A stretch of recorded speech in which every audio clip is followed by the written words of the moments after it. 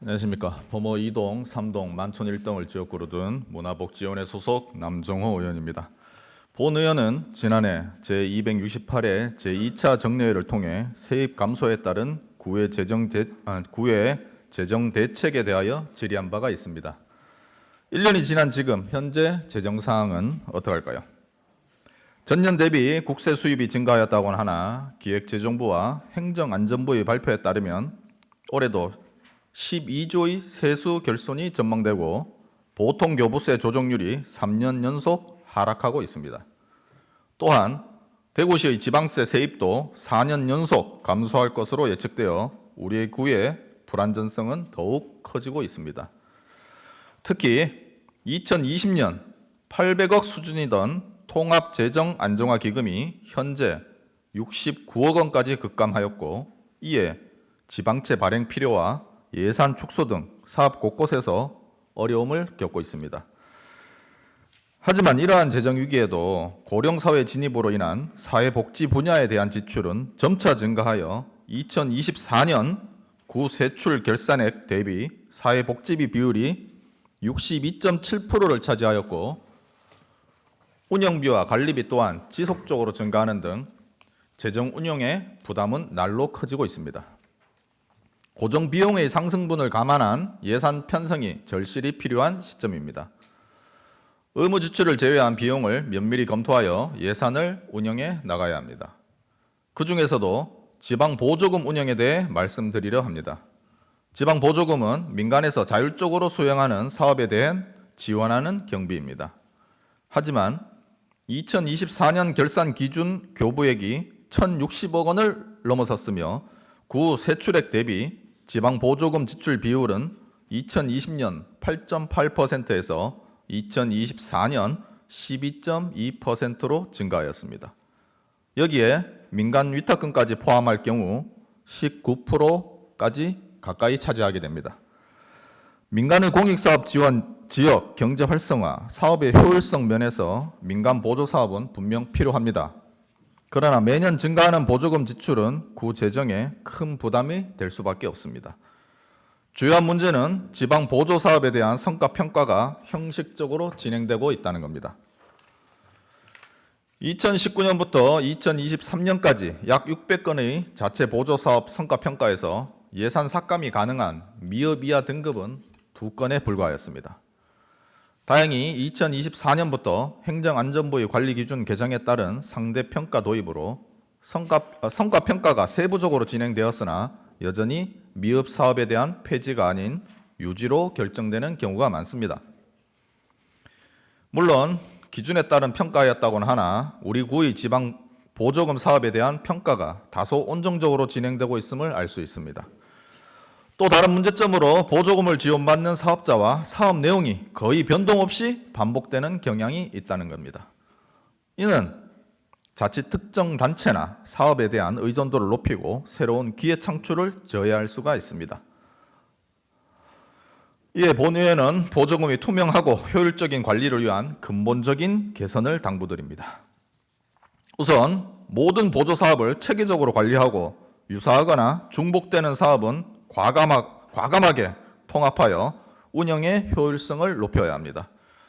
또한 실질적이고 객관적인 성과평가를 통해 유지 필요성이 낮거나 기대 효과가 미미한 사업은 단계적으로 줄여나가는 노력이 필요합니다. 끝으로 특정 기관과 단체의 보조금이 고착화되는 현상을 막고 진입 장벽을 낮춰 경쟁과 혁신을 유도해야 합니다.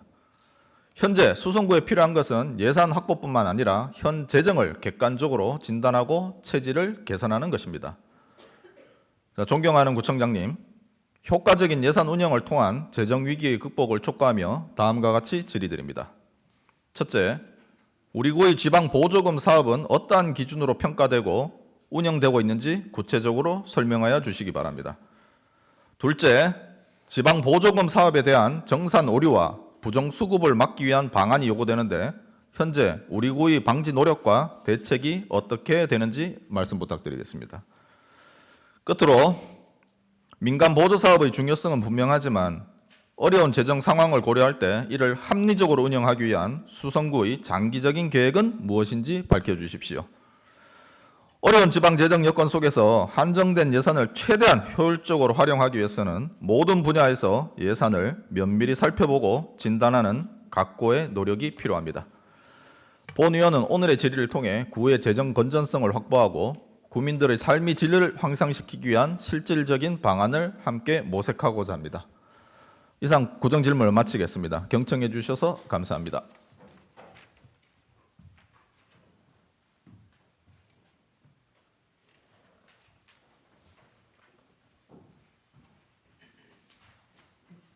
남정호 의원 수고하셨습니다. 다음은 구청장 나오셔서 남정호 의원의 질문에 대한 답변해 주시기 바랍니다.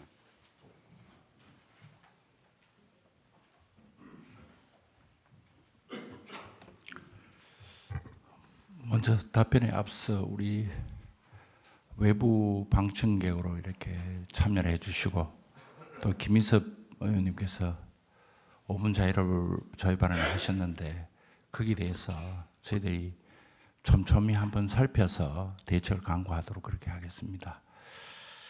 그리고 우리 남중호 의원님께서 가장 시기적으로 우리가 다시 한번 검토해야 될 부분들을 적절하게 질문해 주신 데 대해서도 감사하면서 제가 몇 가지 답변을 올리겠습니다. 지금 지방재정이라는 것이 여러분들도 아시다시피 굉장히 열악합니다. 우리나라가 중앙정부가 80이면은 지방이 20%입니다. 그리고 지방이 60%를 씁니다. 국민에게. 그리고 중앙정부가 40% 씁니다. 그러면은 그 자체 예산이 80대 20인데 우리가 60을 수행하기 위해서는 중앙정부가 꼬리표를 다 달아서 우리에게 할 것이냐 말 것이냐를 정합니다. 특히 공모사업 같은 경우에도 대부분이 그것을 따지 않으면 우리가 국비를 쓰지를 못하게 됩니다. 그래서 우리가 긴급히 필요하지 않는 것도 거기에 응해야만이 그 사업이 가능하게 됩니다. 이게 구조가 아주 그렇게 돼 있고 각종 복지 정책도 중앙정부가 세워가지고 지방에 내리면은 그 매칭 비율들이 있습니다. 그래서 우리가 그게 매칭하지 않으면은 주민들께 직접 복지적 혜택도 주기가 어렵습니다. 그래서 이 시스템 자체가 우리가 뭔가 주민들에게 가장 필요한 부분들을 순서를 매기지 못하는 겁니다. 그래서 중앙정부의 절대적인 예산 편성 기준에 따라서 우리가 잘 응하면은 중앙정부 예산을 많이 따와서 우리 국민들에게, 우리 주민들에게 좀 더 주고 그렇지 못한 경우는 굉장히 어려운 사정들이 있습니다. 그래서 우리가 아직도 재정 자립도가 26% 정도 됩니다. 굉장히 좀 취약하다고 할 수 있고요. 전체 복지 예산이 우리가 63% 정도 차지합니다. 나머지 한 37% 정도를 가지고 우리 공무원 월급 주고 바깥에 우리 사업을 할 수가 있습니다. 서울은 굉장히 복지 비율이 전체 차지하는 예산에서 우리가 63%보다는 훨씬 적습니다. 뭐 60% 정도나 이렇게 됩니다. 그 몇 프로 차이가 1년에 몇백억이 됩니다. 그럼 그 10년 쌓이면은 서울은 다른데 계속해서 자체 사업으로서 도서관을 만들고 뭐 체육시설을 만들고 그렇게 다 투자하고 한 10년 가면 서울하고 우리하고 차이가 이만큼 나는 거죠. 그런 구조로 돼 있습니다, 현재. 그래서 이런 어려운 구조 속에서 지방자치단체가 이제 재정을 집행하는 과정에서 아낄 수 있는 거, 보조금 주는 부분을 좀 명확히 하고 기준을 좀 엄격하게 적용하는 것이 바람직하지 않느냐. 저도 그 말씀에 굉장히 동의를 합니다. 먼저 지방보조금의 사업평가 운영 기준에 대해서 말씀드리겠습니다. 우리가 지금 보조금의 사업의 기준들은 대부분이 법이나 우리 의원님들이 만든 조례의 그 지원할 수 있다나 지원해야 된다는 그런 기준을 근거를 가지고 지원합니다. 우리가 그냥 막 지원하는 것이 아니고 어떤 분야에 뭐 5분 자연 발언을 해서라도 어떤 분야에 그 지원이 필요하다, 도움이 필요하다 할 경우에 그런 근거성을 가지고 우리가 지원을 합니다. 그렇게 좀 이해를 해주시고, 그 다음에 사업 보조금은 이 구비로만 된 아까 1,060억 정도 되는데 위탁하는 비용들 빼고 우리 구비로서만 지원하는 게 한 58억 정도 됩니다. 구비 자체로만. 이 기준을 우리가 중점적으로 봐야 되는데 국가가 같이 지원해서 우리가 위탁 주고 하는 부분들은 감사도 많이 하고 또 국가에서도 내려와서 감사하고 감사원 감사 있고 해서 청청이 감사가 있고 또 정부의 온라인 이 검증 시스템들이 있습니다. 뭐가 조금만 이상하면은 검증이 자동적으로 떨게 돼 있어요. 그래서 계장이 엄격하게 관리하고 있습니다.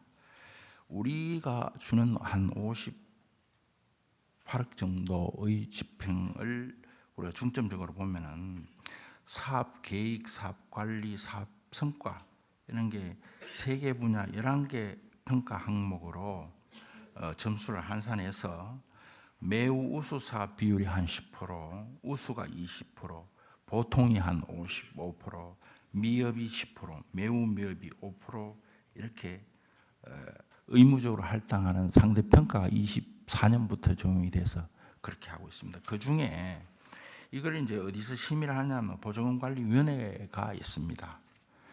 그래서 141개 자체 보조 사업을 평가를 했는데 그 중에 우리 남정호 의원님께서 2건을 사업 폐지했다.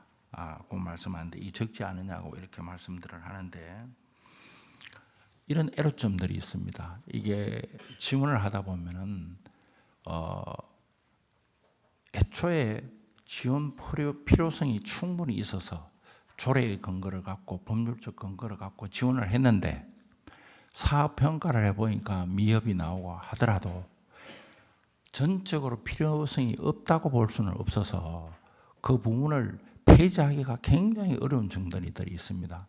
그 폐지해보면 그 사업 자체가 없어지고 아예 이 조례가 설정된 방향도 잃어버리는 겁니다. 그래서 이게 신중한 측면들이 필요합니다. 필요성과 사업 미협의 어떤 중간점에서 교육도 시키고 뭔가 이렇게 사업 개선을 하고 이런 방향을 모색해 가는 측면도 있다는 말씀을 제가 드립니다. 그 다음에 지방 보조금 정산 오류와 부정수급 방지책이 있는데 이 부분은 2024년 1월부터 보탬2라고 해서 온라인적으로 이제는 다 그 보조금을 쓰게 되면은 그게 다 남게 되어 있습니다. 이거 훈련시키는데 굉장히 오래 걸렸습니다. 이거 보조금을 쓰는 분들은 굉장히 힘들어합니다. 한번 실제 집행해 보시면 굉장히 어렵습니다. 여기 전부 다 남겨야 되거든요. 그래서 만약에 조금이라도 흐트러지면은 여기 보탬2 시스템에 자동적으로 체크가 됩니다. 그래서 우리가 직접 그래 하면 안 된다든지 수정 지도를 하고 막 이렇게 해서 많이 고쳐집니다. 그 결과 2025년 6월 기준으로 38건의 의심 집행 유형이 있어서 그 지도도 하고 뭐 이렇게 해서 현재 34건이 보증이 돼서 정상적으로 확인되고 4건은 아직까지 보증 중에 있다는 말씀을 드립니다. 그리고 만약에 부정수급이 적발되면은 보조금도 한수하고 제재 부과금 부과하고 보조금 앞으로 수행 배제시키고 여러 가지 뭐 절차들이 있습니다. 예, 그런 말씀을 좀 드리겠습니다. 그리고 가장 중요한 것이 이거 보탬 이 시스템 사용하는 분하고 사업을 어떻게 했을 때 좀 효율적인가, 성과가 나는가 하는 부분을 교육시키고 디스커션하고 뭐 이런 부분이 앞으로 더 중요하다고 그렇게 생각을 하고 있습니다. 교육은 매년 시키고 있습니다. 그리고 앞으로 우리 이 부분에서 여러 가지 집행 오류라든지 또 시스템상에 뭐 여러 가지 좀 그런 거 있으면은 저희들이 매뉴얼을 작성하겠습니다. 그쪽 보조금을 받는 기관에서도 사람이 바뀌고 또 인력이 바뀔 수가 있기 때문에 우리가 매뉴얼 실패 사례들을 매뉴얼화해서 참고하고 하도록 그렇게 하겠습니다. 그 다음에 합리적 운영을 위한 장기 계획 부분인데 대부분이 이제 사회복지 사업 정도 위탁 사업들이 한 94%가 됩니다. 천억이 넘는데 이 부분들은 이제 사회복지법인들이 대응 자금도 사실 냅니다. 그리고 또 노하우도 많고 우리가 뭐 이 수탁 기관들을 바꾸기가 굉장히 좀 어렵습니다. 수탁 기관 바꿔도 고용승계 때문에 직원들은 그대로 있습니다. 그래서 그런 부분들이 굉장히 좀 어려운 점이 있고 그런 점을 좀 참조해 주시고 우리가 우리 구비로만 지원되는 한 58억 부분에 대해서는 장기적으로 우리가 우리가 포럼도 자주 열잖아요. 그래서 포럼도 자주 열고 해서 사업을 좀 개선해 나가고 보조금 집행하는 부분에 있어서의 정확도 이런 것들을 컨설팅하고 교육하고 뭐 이런 쪽으로 지속해 나가겠습니다. 우리 의원님들도 많이 좀 관심을 가지고 우리가 이 시스템 그 보조 부분과 평가 부분 이런 것들을 우리가 모아서 수여를 받는 기관에도 함께해서 저희들이 회의를 하고 간담회를 하도록 그렇게 하겠습니다. 이상 답변을 마치겠습니다.